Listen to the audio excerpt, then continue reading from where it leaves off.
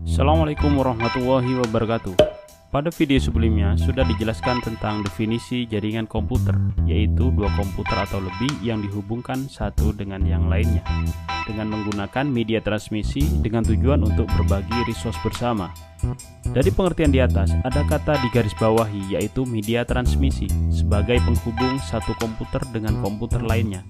Ini berarti media transmisi dalam jaringan sangat penting sebagai komponen dasar penyusun jaringan komputer.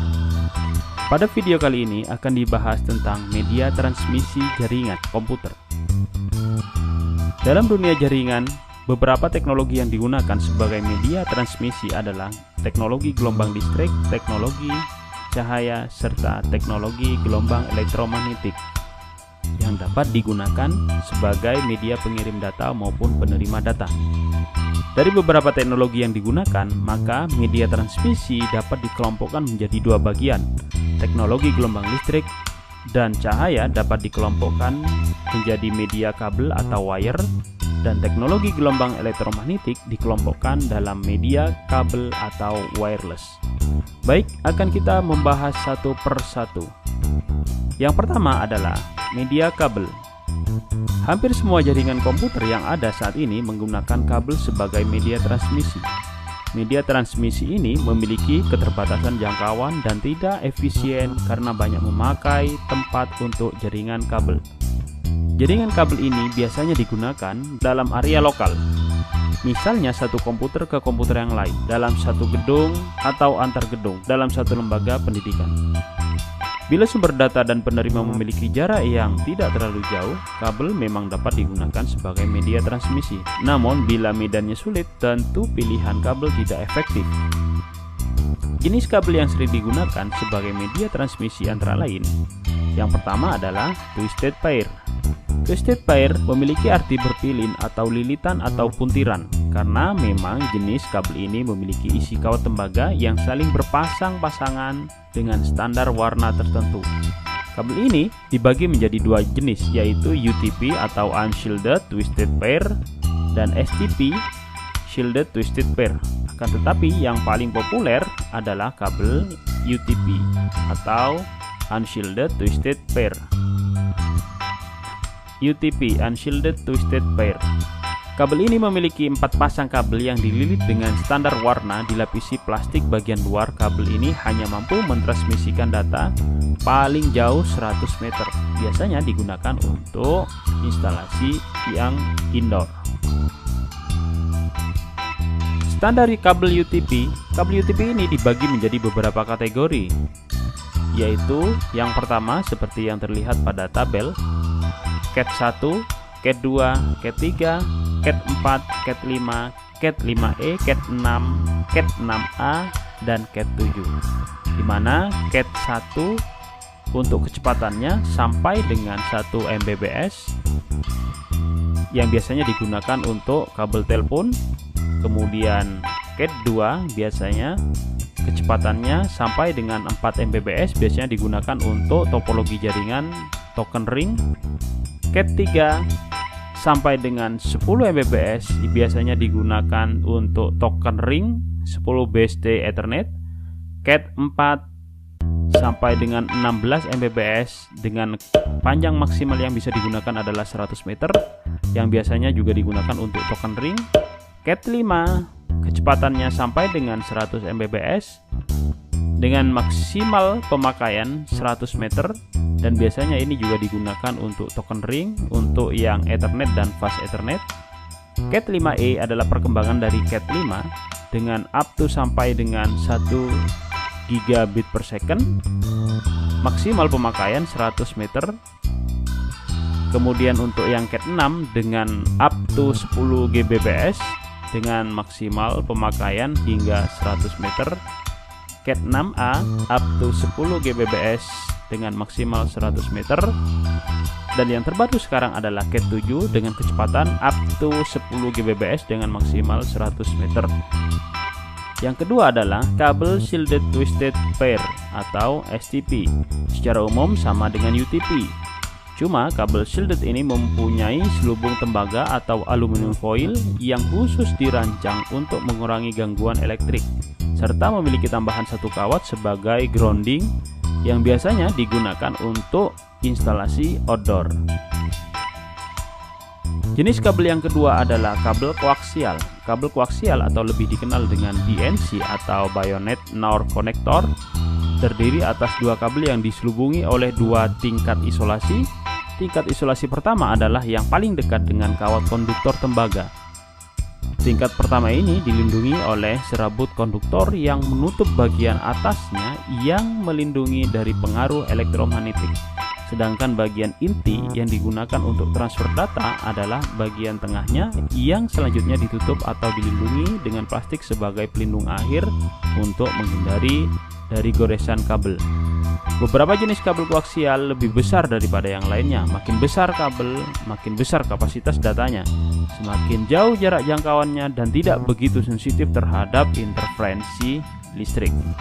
Media kabel yang ketiga adalah kabel serat optik atau lebih dikenal dengan fiber optik. Fiber optik adalah jenis kabel yang terbuat dari serat kaca atau plastik halus yang dapat mentransmisikan sinyal cahaya dari satu tempat ke tempat lainnya. Diameter kabel fiber optik pada umumnya berukuran 120 mikrometer, sedangkan sumber cahayanya dapat berupa dari sinar laser ataupun sinar LED. Yang kedua adalah media tanpa kabel atau lebih dikenal dengan wireless.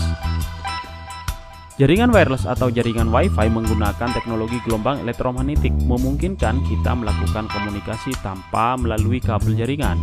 Akan tetapi, piranti jaringan pada jaringan ini masih perlu berkomunikasi dengan piranti lainnya yang ada pada jaringan kabel LAN. Jaringan Wi-Fi menawarkan banyak keuntungan yang tampak, yaitu tanpa kabel, dan juga beberapa hal yang mungkin tidak pernah kita pertimbangkan. Yang paling nyata adalah sifat praktisnya. Mudah dibawa, kemudian bisa digunakan untuk mobilitas yang tinggi, atau bahkan dengan laptop Anda bisa browsing di internet, di cafe, di airport, di rumah sakit, di sekolah, dan banyak lagi tempat-tempat yang menyediakan hotspot atau layanan internet gratis demi kenyamanan Anda. Kelebihan serta kekurangan wireless adalah sebagai berikut. Yang pertama, kelebihan dapat dipergunakan untuk komunikasi data dengan jarak yang jauh sekali tergantung loss atau line of sight dan kemampuan perangkat wireless dalam memancarkan gelombang. Yang kedua, sangat baik digunakan pada gedung yang sangat sulit untuk instalasi dengan menggunakan kabel. Sedangkan kekurangannya, sulit diperoleh karena spektrum frekuensi terbatas. Kemudian yang kedua adalah biaya instalasi, operasional, dan pemeliharaan sangat mahal, serta keamanan data yang kurang terjamin. Berikutnya adalah pengaruh gangguan draw cukup besar. Kemudian kekurangan yang lainnya adalah transfer data lebih lambat dibandingkan dengan menggunakan kabel. Untuk mode jaringan wireless yang bisa digunakan adalah yang pertama adalah jaringan ad hoc, di mana suatu jaringan ad hoc adalah terdiri dari dua atau piranti wireless yang berkomunikasi secara langsung satu sama lain tanpa menggunakan perangkat tambahan. Sedangkan yang kedua adalah jaringan infrastruktur. Pada jaringan infrastruktur, suatu jaringan menggunakan suatu piranti Wi-Fi yang disebut dengan access point sebagai bridge atau piranti wireless atau perantara untuk menghubungkan perangkat-perangkat wireless klien yang lain. Dalam video ini, kita akan mengeksplorasi cara kerja televisi satelit dan juga besarnya aliran uang yang terkait dengan bisnis penyiaran ini. Menjelang akhir video, kami juga akan menjelaskan alasan menarik mengapa siaran TV Anda tidak memerlukan buffering, seperti video yang memerlukan koneksi internet. Untuk memahami siaran TV satelit dengan benar, pertama-tama kita perlu mengetahui pengetahuan dasar tentang bagian-bagian dari satelit dan bagaimana suatu satelit bergerak. Seperti yang Anda lihat, bumi berputar mengelilingi matahari dengan orbit elips, dan bumi juga berputar pada porosnya sendiri. Anda bisa melihat bahwa sumbu rotasi ini tidak tegak lurus terhadap permukaan orbit elips, tetapi sedikit condong seperti yang ditunjukkan. Agar TV satelit berfungsi, satelit seharusnya tidak bergerak relatif ke rumah Anda. Ini berarti bahwa satelit harus berputar dengan kecepatan yang sama dengan bumi. yang berarti akan membutuhkan 24 jam untuk menyelesaikan satu siklus.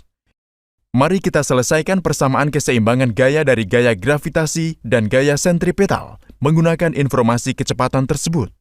Terlihat jelas bahwa jari-jari orbital diperlukan satelit untuk mencapai kondisi tidak ada gerakan relatif, tepatnya 42.164 km. Orbit ini dikenal sebagai orbit geostasioner. Semua satelit yang digunakan untuk keperluan TV satelit harus diparkir di orbit ini, dan tampilan berikut menunjukkan betapa ramainya sabuk geostasioner saat ini. Sekarang, mari cari tahu beberapa hal tentang satelit itu sendiri. Energi yang dibutuhkan untuk satelit sebagian besar berasal dari panel surya.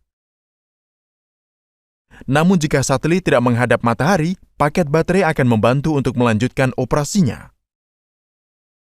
Sangat menarik untuk diketahui bahwa satelit memiliki mesin kecil yang disebut thruster. Medan gravitasi yang dialami oleh satelit tidak seragam karena ketidakteraturan pada permukaan bumi dan kehadiran bulan dan matahari. Thruster menghasilkan kekuatan yang sangat kecil untuk selalu menjaga orientasi dan posisi satelit tetap benar. Bagian terpenting dari satelit untuk keperluan komunikasi adalah transponder. Transponder menerima sinyal dari stasiun pangkalan pada satu frekuensi, memperkuat daya sinyal, menghilangkan noise, dan mengirimkan kembali ke bumi pada frekuensi yang berbeda. Frekuensi uplink selalu lebih tinggi daripada frekuensi downlink. Terlihat antena dengan pita frekuensi yang berbeda. Pada umumnya, pita frekuensi KU digunakan untuk D2H. Sinyal pita frekuensi KU ini memiliki daya yang memungkinkan pemakaian antena penerima berukuran lebih kecil. Di masa lalu, sinyal pita frekuensi C yang memiliki energi lebih rendahlah yang digunakan untuk komunikasi televisi. Dan itulah sebab penggunaan antena besar pada masa itu. Namun, sinyal pita frekuensi KU dipengaruhi oleh hujan, sehingga para ilmuwan harus mengatasi masalah ini dengan peningkatan teknologi satelit. Sekarang setelah mengetahui beberapa informasi dasar, mari kita lihat bagaimana ratusan saluran TV mencapai rumah Anda melalui teknologi TV satelit. Perhatikan saluran TV CNN. Mereka memiliki fasilitas produksi video dan terus memproduksi konten untuk ditonton massal dalam waktu 24 jam sehari. Kami menyebutnya sumber program. Saluran ini harus tersedia pada saat yang sama di banyak jaringan penyiaran TV satelit. Kami menyebutnya penyedia DBS. Untuk mendapatkannya, CNN harus memancarkan sinyal mereka ke transponder sewaan di orbit geostasionernya. Perlu dicatat bahwa sebelum mengirim sinyal video, sumber program memasukkan iklan pada titik yang sesuai. Dan ini adalah sumber pendapatan pertama untuk saluran tersebut.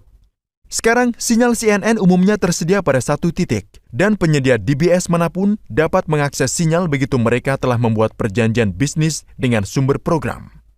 Demikian pula, penyedia DBS mengumpulkan sinyal dari banyak saluran atau sumber program tersebut.